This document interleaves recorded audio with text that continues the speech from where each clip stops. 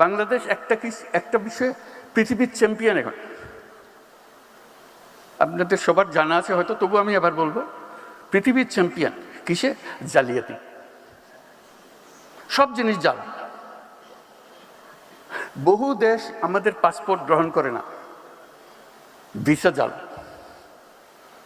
Passport জাল। আপনারা নিশ্চয় পত্রিকায় দেখেছেন আমেরিকান ভিসা জাল। এটা একটা জালিয়াতির কারখানা বানাইছে আমরা। আমাদের বুদ্ধি আছে, না হলে জালিয়াতি করতে পারতাম না, কিন্তু খারাপ কাজে লাগাচ্ছে।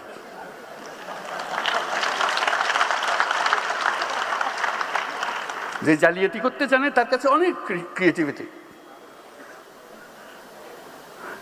আমি মধ্যপ্রাচ্যের একটা রাষ্ট্রের মন্ত্রীর সঙ্গে আলাপ করছিলাম। তারা বহুদিন ধরে আমাদেরকে প্রবেশাধিকার দিচ্ছে না। বাংলাদেশি কোনো মানুষ, শ্রমিক বলে কথাটা, কোনো মানুষকে প্রবেশাধিকার দেবে না। এমনকি আমি যেটা তাদেরকে বোঝানোর চেষ্টা করার জন্য সর্বনিম্ন, আমাদের যে মেরিনার, যারা জাহাজ চালায় দুনিয়াতে, should be proud of them, they are leading the industry. যে তারা জাহাজ চালায় দুনিয়ার, তারা এক বন্দর থেকে আরেক বন্দর, সেই উপলক্ষে তাদেরকে ওই দেশের বন্দরে যখন জাহাজ আছে তখন কয়েকদিনের জন্য তারা ছুটি পায়, শহরে গিয়ে একটা ঘোরাফেরা করে আসা যাওয়া করতে পারে, জাহাজ ছেড়ে স্থলে আসতে পারে। ওই দেশে তারা আমাদের বাংলাদেশি নাগরিক হলে তাকে নামতে দেওয়া হয় না। আমি শুধু মিনতি জানালাম যে বেচারা জাহাজে ঘুরে, অন্তত তাদের জন্য একটা পারমিশন দাও।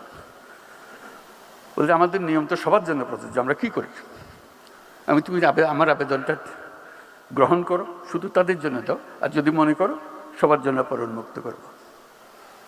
তো কয়েক মাস পরে শুনলাম যে তারা মেরিনারদের পারমিশন দিয়েছে।